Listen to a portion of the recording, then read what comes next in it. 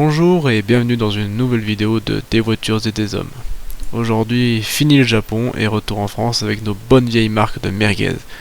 Aujourd'hui, nous allons parler de la digne héritière de la 205 GTI, tout en ne portant pas le même nom. Enfin, sauf à l'étranger bien sûr. Aujourd'hui, ce sera la 206 RC.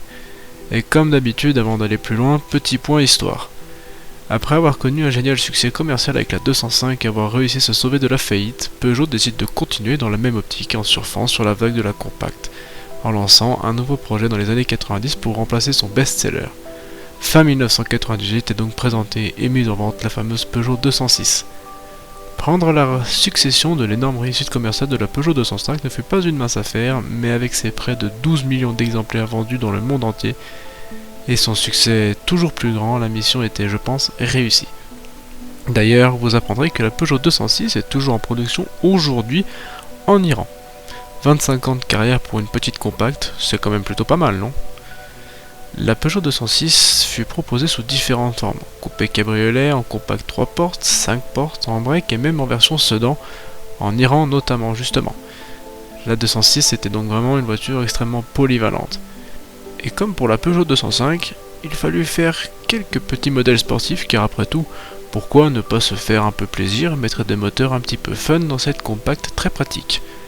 Dans la gamme de la 206 étaient donc proposés 3 modèles à consonance sportive.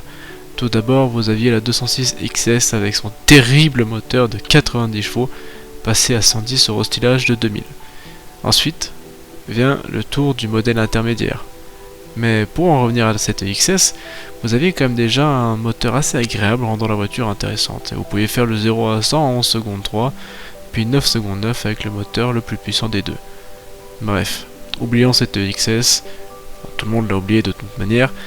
Passons donc ensuite à la fameuse 206 S16, animée par un moteur 2 litres de 16 soupapes et faisant 137 chevaux. Et de la sortie de la 206 en 98 jusqu'en 2003, elle restera le modèle le plus puissant de la gamme avant d'être supplantée en 2003, justement par la 206 RC. Cette 206 S16 faisait le 0 à 100 en 8 secondes 1. Et il convient de se poser la question, pourquoi pas 206 GTI? Eh bien, il y a une raison assez curieuse à cela. Vous savez qu'en 2002, le président Jacques Chirac a été réélu et celui-ci a fait de la sécurité routière une priorité absolue de son mandat.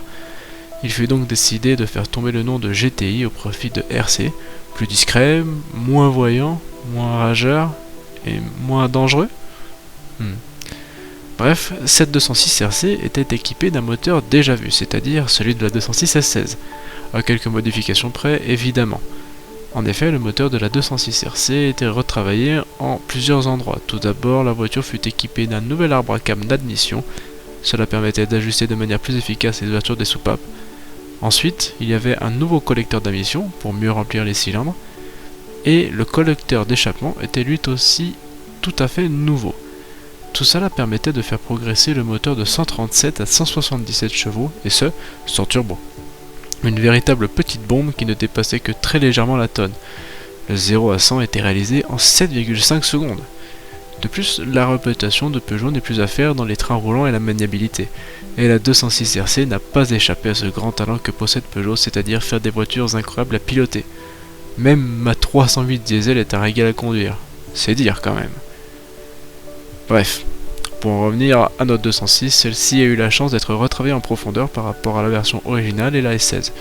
Le châssis fut revu dans son ensemble, de nouveaux amortisseurs hydrauliques à l'avant et à l'arrière, une barre anti-dévers à l'avant, des barres de torsion à l'arrière, la direction était également extrêmement précise et performante, et le freinage n'avait pas été négligé non plus. Les disques avant ventilés faisaient un travail extraordinaire, et évidemment tous les équipements de sécurité normalement admis aujourd'hui étaient présents dans la voiture. Un ESP, un ABS, etc. Un ESP qui était bien sûr déconnectable. Et physiquement, parce que nous n'en avons pas encore parlé, quelle ligne quand même cette 206. Si elle s'est autant vendue, ce n'est pas seulement parce qu'elle a des géniales qualités, mais aussi cette ligne vraiment intemporelle dont on se souviendra toujours. Ces phares à l'avant, ces deux petites touches sur le capot, ce pare-choc, cette forme. À la différence de la 207 qui ne fut qu'une reprise et qui au final était une petite voiture moche, enfin ça c'est mon avis personnel, la 206 avait apporté quelque chose de différent, une sorte de passage à l'an 2000, au futur.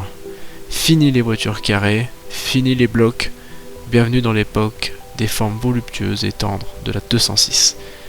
Et la 206, c'est aussi une voiture, faut pas l'oublier, qui à l'instar de sa prédécesseur, a gagné pas mal de courses en rallye. La fibre course chez Peugeot, c'est quand même quelque chose, hein. Je pense que vous avez compris que je parlais de la 206 WRC. Nous voilà donc arrivés à la fin de la vidéo. Personnellement, je pense que cette 206 RC possède quelque chose que nous ne retrouverons peut-être plus jamais dans l'automobile aujourd'hui. Une petite voiture très puissante et tout aussi maniable et joueuse pour un tel prix, ça se fait très rare de nos jours. Et aujourd'hui, pour la bagatelle de 9 à 10 000 euros, vous pouvez vous-même devenir la terreur des routes sinueuses avec cette bombe. Rappelez-vous également qu'à l'époque, la 206 RC coûtait 22 000 euros. Oui, on était déjà en euros en 2003, oui. C'est dire si c'est vieux. Aujourd'hui, si on la ramène à l'inflation, ça ferait quand même une voiture en dessous des 30 000 euros. Et pensez à ce que vous pourriez avoir comme voiture sportive de ce gabarit-là en neuf. J'ai regardé, la 208 GT n'existe plus. En neuf en tout cas. L'équivalent le plus proche que j'aurais pu trouver, ça serait la Polo GTI. Après bon, on aime ou pas Volkswagen bien sûr, mais ce serait l'équivalent le plus proche selon moi. Et elle est à un minimum de 34 000 euros neuve. Et cette situation ne va pas beaucoup durer parce que la Polo devrait normalement rapidement prendre sa retraite. Il en va de même pour une gamme un petit peu au-dessus, on a la Golf GTI, mais celle-ci est à 48 000 euros. Ça serait presque le double de la 206 RC. À vous de choisir. Et vous, qu'est-ce que vous pensez de cette petite torpille, cette petite 206 RC? Dites-le moi en commentaire et n'hésitez pas à vous abonner en attendant la prochaine vidéo. Allez, ciao!